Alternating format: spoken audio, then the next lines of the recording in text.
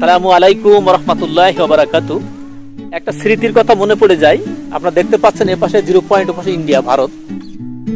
ছোটবেলা যখন পড়াশোনা করতাম, একদিন হঠাৎ করে স্কুল থেকে শুনি এক নৌকা 50-60 জন মানুষ চিনি লবণ মাথায় করে নিয়ে জীবিকার তাগিদে পেটের দায়ে ইন্ডিয়ার থেকে চিনি লবণ নিয়ে আসছিল মাথায় করে, জিরে চিনি লবণ এইসব 5 কেজি 10 কেজি এরকম করে।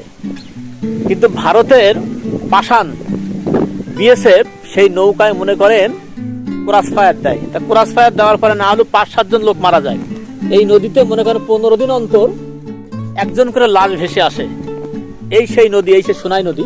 সেই সোনাই নদীতে আমি দাঁড়িয়ে আছি, আর এই নদীর কাদা মাটিতে আমি মানুষ হয়েছি।